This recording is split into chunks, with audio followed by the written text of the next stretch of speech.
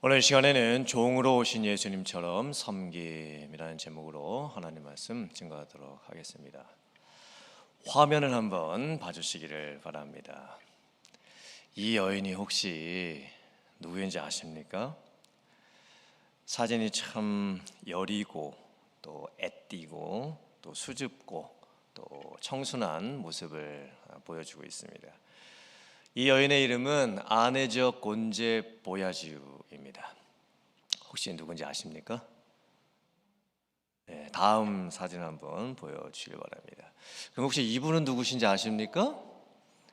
네, 마더 테레사 수녀님입니다. 네, 다음 한번 보여주세요.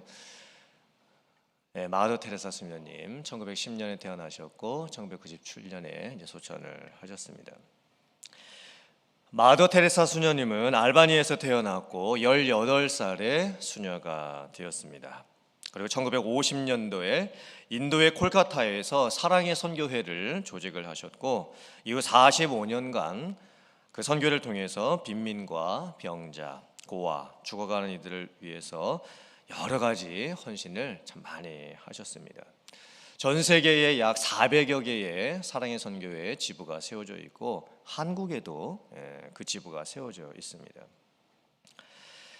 20세기 그러니까 1900년대에 지구상에 있었던 사람들 중에 섬김의 롤 모델이 되시는 분입니다.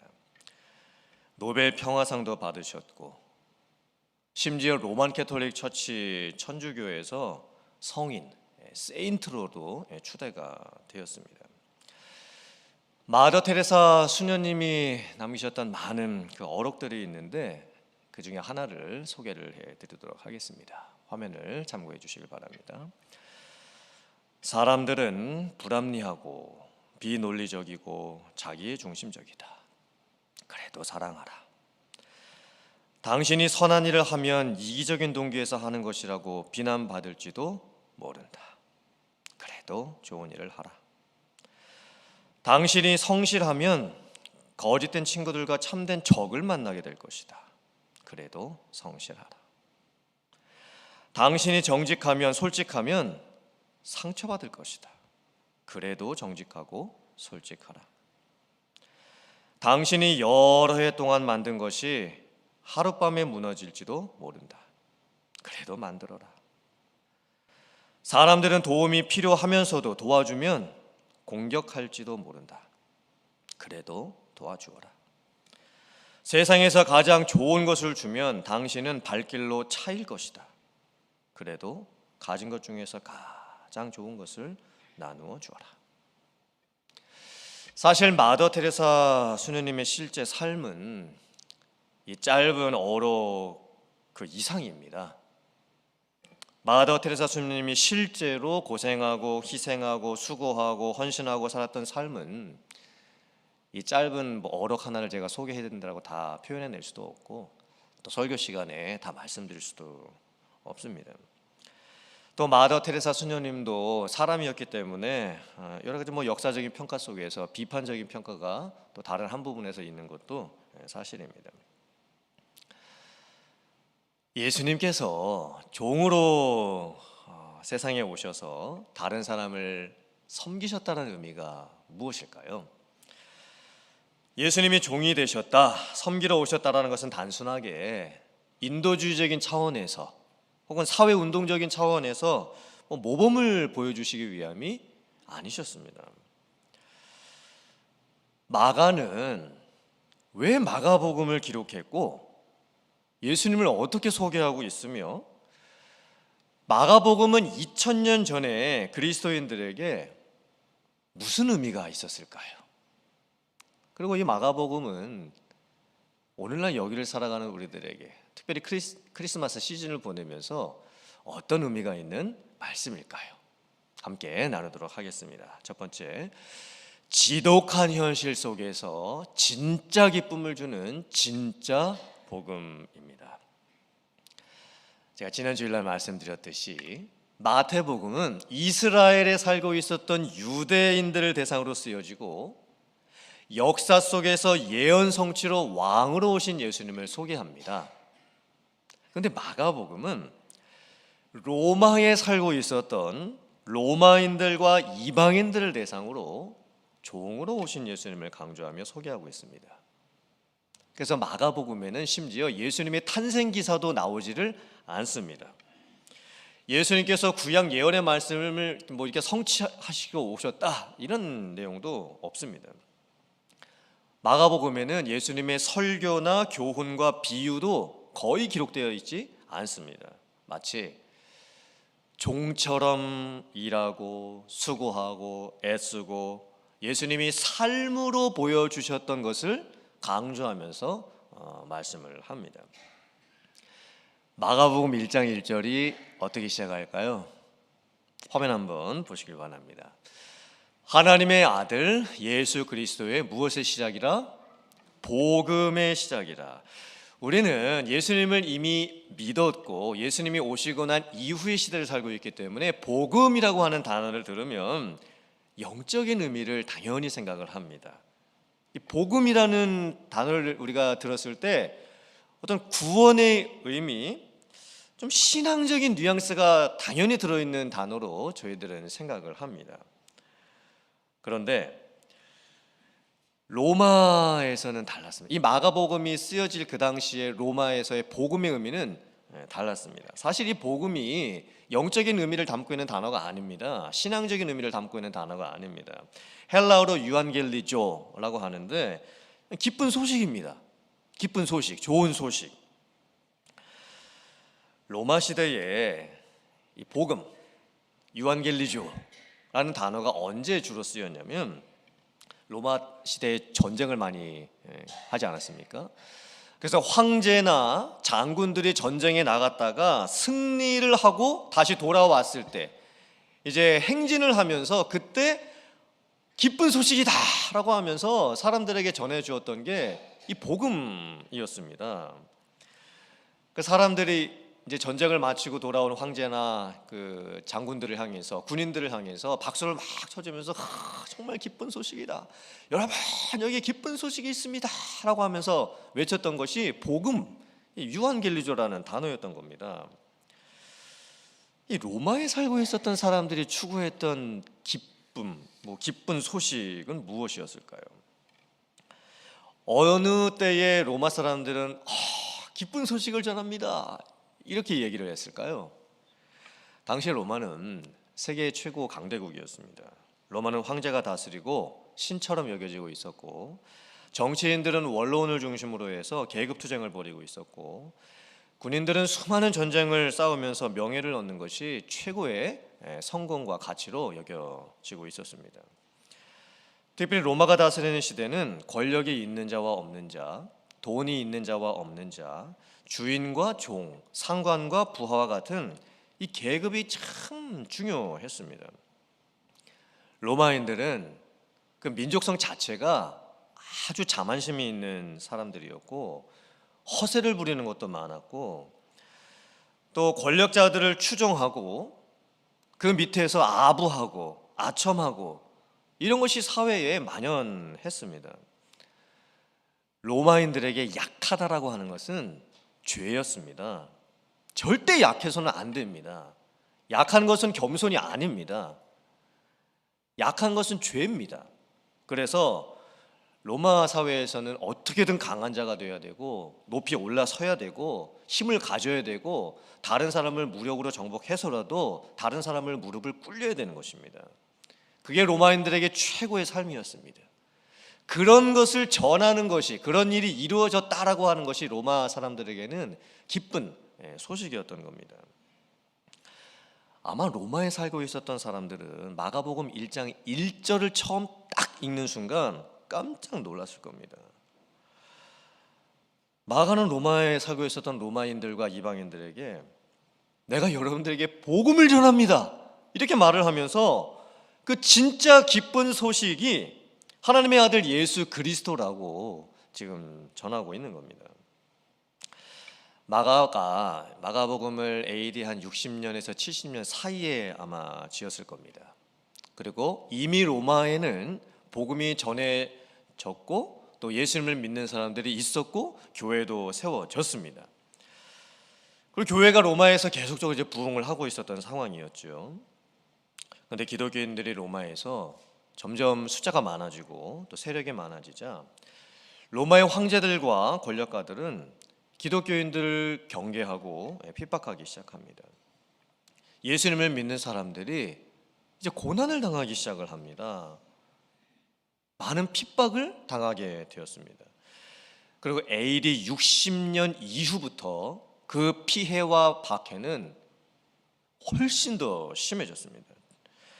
특별히 그때 세 가지의 중요한 사건이 일어나게 되는데 AD 64년에 로마의 대화재가 일어납니다.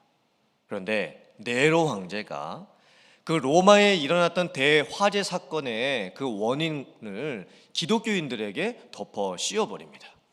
그래서 로마 사회 전체가 기독교인들을 배척하게 되고 죄인처럼 취급을 하게 만들어버립니다. 그것을 참다 못한 그 로마에 살고 있었던 기독교인들이 AD 66년에 로마에 대해서 반란을 일으킵니다. 더 이상은 우리가 이런 고난을 받으며 살 수가 없다라고 하면서 반기를 듭니다. 혁명을 일으키죠. 근데 결국에는 그 반기가 짓밟히고 맙니다. 그리고 심지어 AD 70년에는 로마가 예루살렘을 전쟁을 일으키고 예루살렘을 포위하고 성전까지 불태우게 되는 겁니다. 마가는 이런 시대를 살아가면서 마가복음을 기록했습니다. 마가복음에 AD 70년에 일어났던 로마의 예루살렘 침략 사건이 언급되지 않은 것으로 보아서 AD 70년 이전에 기록된 것은 분명합니다. 근데 정확하게 몇 년도에 기록된지는 잘 모릅니다. 만약에 60년대 초반에 기록이 됐다고 한다면 이 마가복음은 앞으로 기독교인들이 받게 될 엄청난 핍박과 고난과 순교에 대해서 미리 준비해야 될 것을 알려주는 예언적인 말씀이었습니다.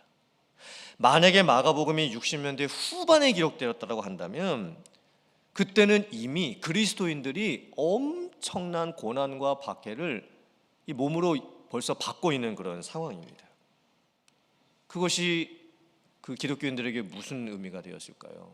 이 마가복음을 읽으면서 지금 자기들이 당하고 있는 이 현실이 마가가 기록된 마가복음 안에 나오시는 예수님의 모습하고 너무나 똑같은 겁니다. 그러면서 그 지독한 현실을 진짜 복음, 진짜 그 복된 소식을 듣고 헤쳐나갈 수가 있게 됐던 겁니다.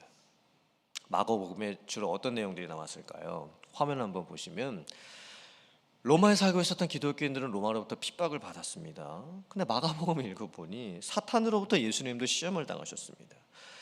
로마인들이 기독교인들이 친구들로부터 배반당합니다. 예수님도 가룟 유다로부터 배반을 당하셨습니다. 주인과 종의 계급 사회가 로마 사회였습니다. 근데 예수님이 섬기는 종이라고 말씀을 하십니다.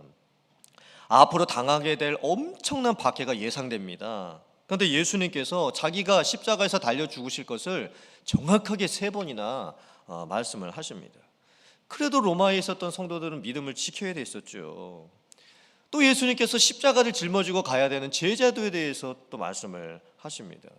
엄청난 박해를 받고 있습니다. 정말 견디기가 너무 힘듭니다.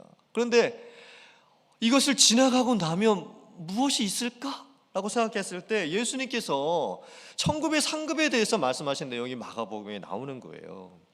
그리고 정말 두렵습니다. 이제는 핍박이 절정을 향해서 가고 있고 정말 자기가 죽을지도 모른다라고 하는 그 순교의 위협이 지금 자기에게 지금 닥치고 있습니다.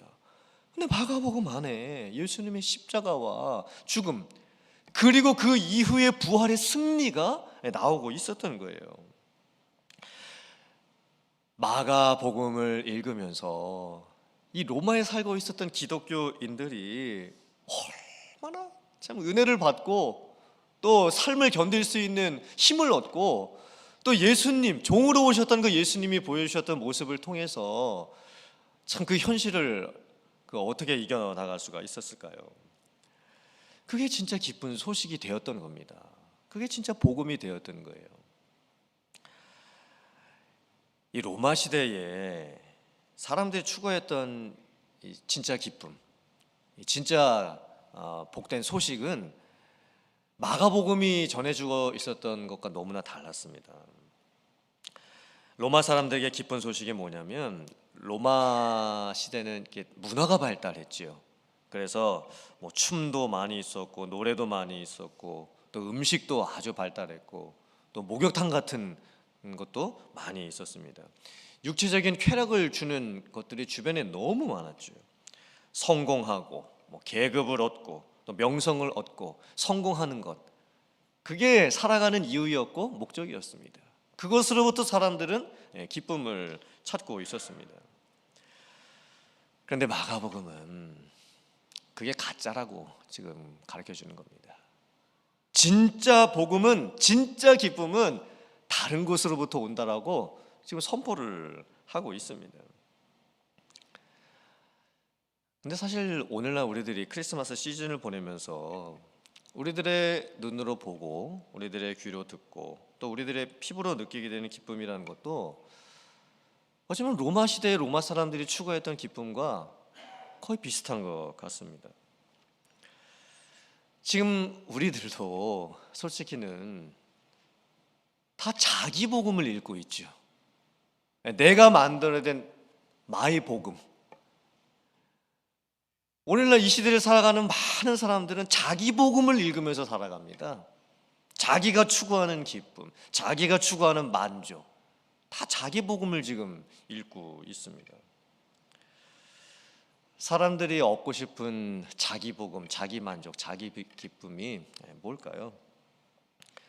마음의 평안, 경제적인 안정, 자녀들의 출세, 건강한 몸, 착한 일을 함으로써 받는 보상, 세상을 초월해서 자기를 비우는 것들, 여러 가지가 있겠죠. 사실 이것들이 나쁜 것은 아닙니다.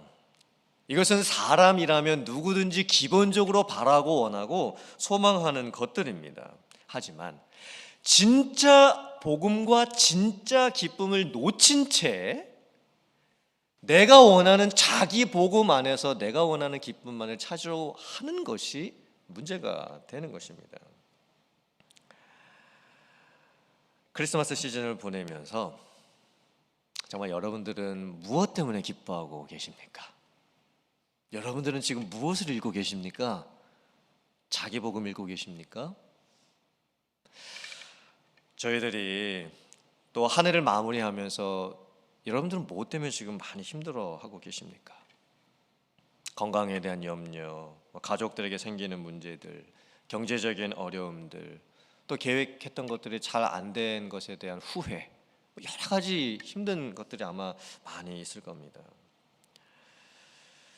이런 상황 속에서 마가는 마가복음을 통해서 우리에게 진짜 복음을 가르쳐 줍니다. 진짜 기쁜 소식이 무엇인지를 가르쳐주고 있는 것입니다. 그것은 바로 예수 그리스도를 통해서 오는 구원의 소식입니다. 예수님을 믿고 구원받는 것이 우리가 인생을 살아가면서 가장 귀하고 복된 일인 줄 믿습니다. 정말 여러분들께서는 이 진짜 복음, 진짜 기쁨을 듣고 지금 고백하고 누리고 계십니까?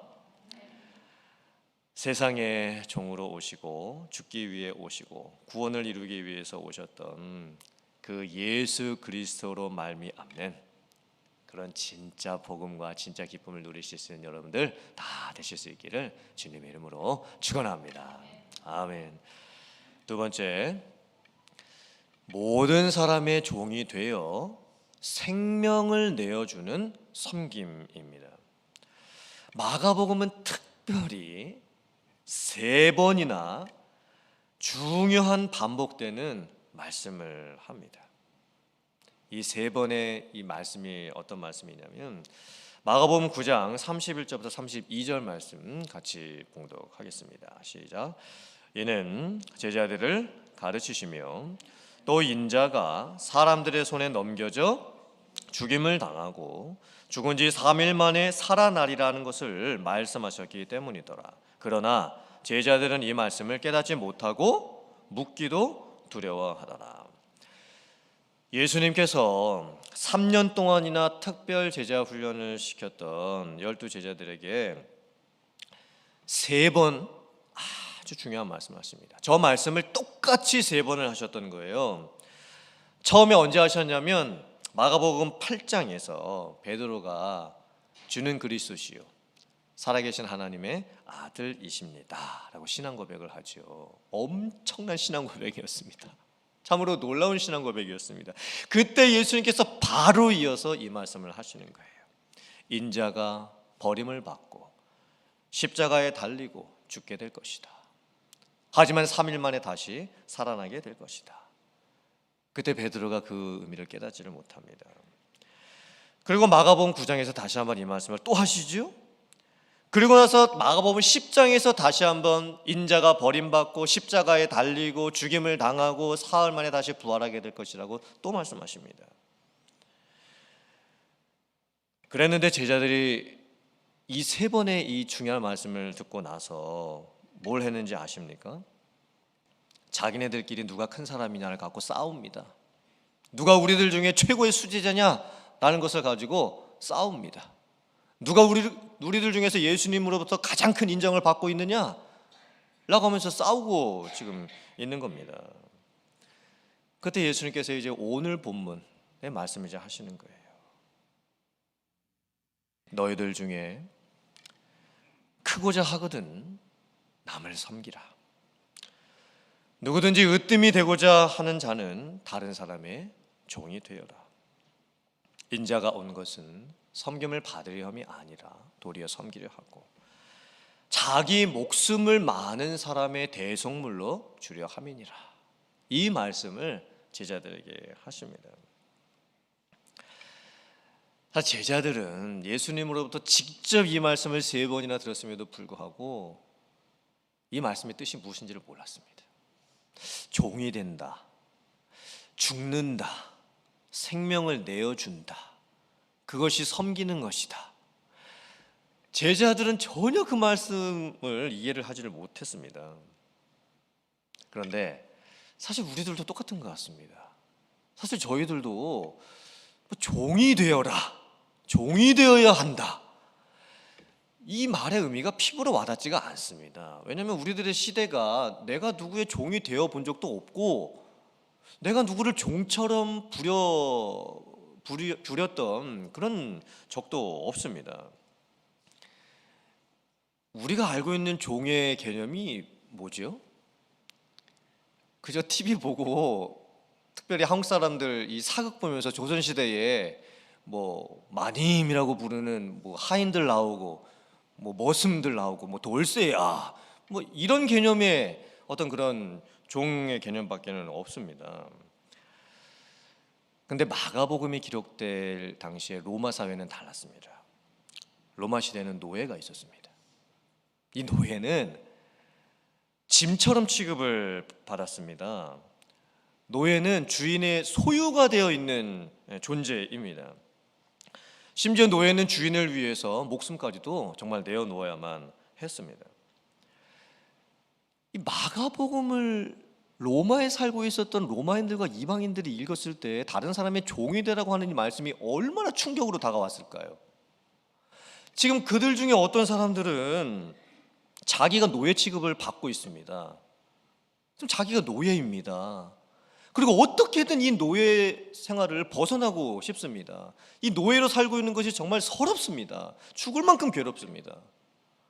근데 예수님께서 너희가 다른 사람의 종이 되어야 된다, 너희가 다른 사람의 노예가 되어야 된다, 그런 마음으로 다른 사람을 섬겨야 된다, 심지어 목숨까지도 내놓아야 된다, 이렇게 지금 말씀을 하고 계시는 거예요.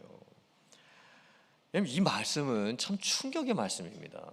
저희들이 이해할 수 없는 그 2000년 전에 로마에서 살고 있었던 이 마가복음을 읽는 사람들에게 엄청난 충격적인 말씀이었습니다. 또 지배계급에 있었던 사람들에게는 더더욱이 충격이 되었겠죠. 이 로마 사회에서 지배계급에 있었던 사람들은 다른 사람들을 무력으로 정복하고 뭐 식민지를 삼고 높은 계급에 올라서서 다른 사람들을 통치하고 명령하고 그런 꿈을 꾸면서 살고 있었던 사람입니다. 근데 예수님께서 다 내려놓고 내려오시라는 거예요. 다 내려오라는 거예요. 그 다른 사람의 노예가 되어서 종처럼 다른 사람을 섬기라고 말씀을 합니다. 이 섬긴다라는 의미도 솔직히 저희들은 잘 모릅니다. 왜냐하면 이 미국 문화 속에서 이 섬긴다, 이 serve라고 하죠. 이 다른 사람을 이렇게 서브한다, 서비스를 제공한다. 미국 문화에서도 이 serve라는 단어는 참 고상한 단어입니다. 고상한 단어. 예. 하지만 예수님께서 말씀하는 섬겨라, 이 의미는 뭐 서비스를 제공해줘라 이런 의미가 아닙니다. 여러분, 이 서브하는 거, 섬긴다라고 하는 거하고 이 종이 되라, 노예가 되라 하는 거하고 이게 뭐가 좀 다른 것일까요?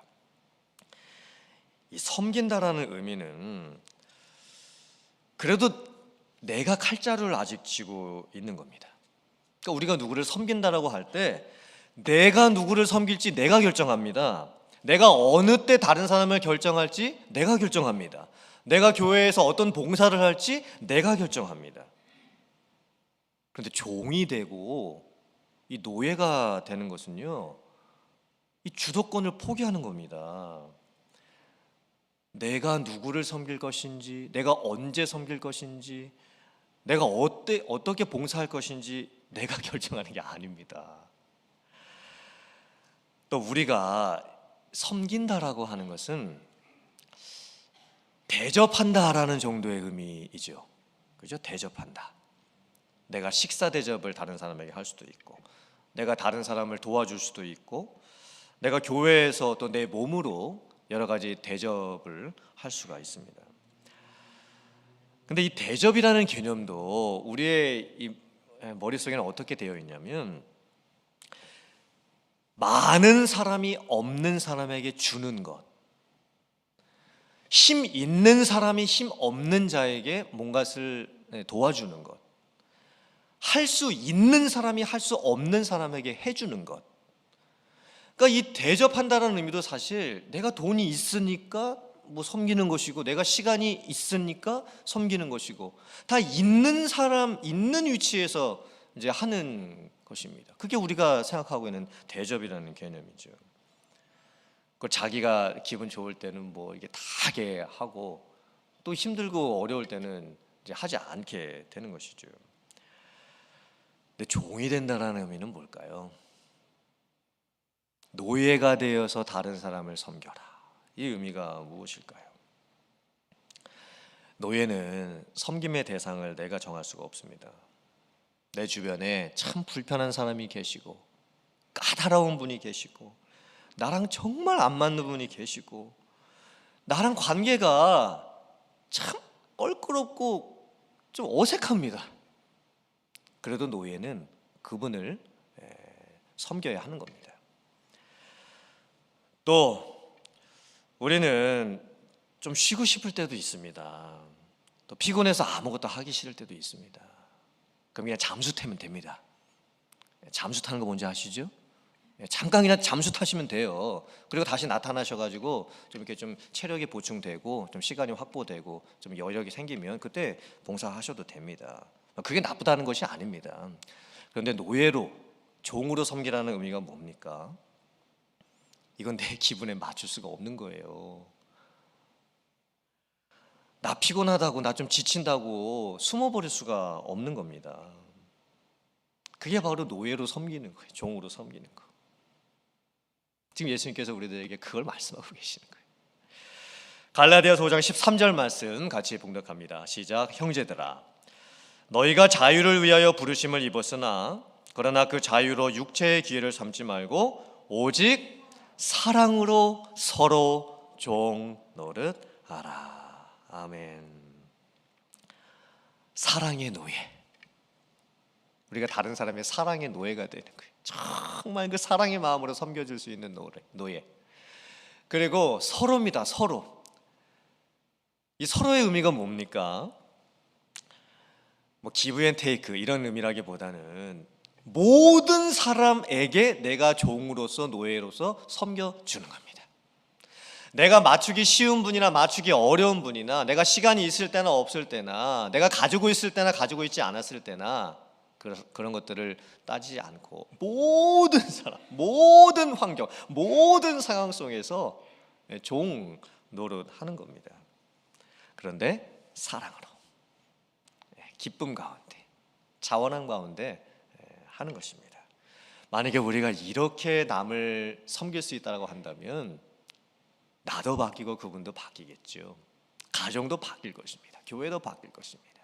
우리가 살고 있는 세상도 분명히 바뀔 수밖에 없습니다. 예수님은 하늘의 권세를 버리시고 하나님과 동등될 것으로 취할 그런 권세를 다 내려놓으시고 사람의 몸을 입으시고 이 땅에 오셨습니다. 그 십자가에서 죽으시고 생명을 내어주심으로써 우리를 구원해 주셨습니다. 그리고 예수님께서는 십자가에 달려 죽으시는 그 생명을 내어주시는 방식으로 사람들을 섬겨주셨습니다. 이것이 어쩌면 우리가 본받아야 될 가장 큰 섬김의 모습입니다. 이제 우리들도 낮은 자리에서 이름도 없이 빛도 없이 나는 죽어지고 다른 사람을 세워주는 진정한 섬김의 삶을 살아가야 될 줄 믿습니다. 누구나 높아지기를 원하고 대접받기를 원하고 명령하기를 좋아하는 이 시대의 상황 속에서 오히려 남의 종과 같이 되고 더 낮아지고 섬김을 통해서 여러분들 주변 사람들을 세워가고 교회를 세워가고 또 이 세상을 섬겨갈 수 있는 여러분들 다 되실 수 있기를 주님의 이름으로 축원합니다.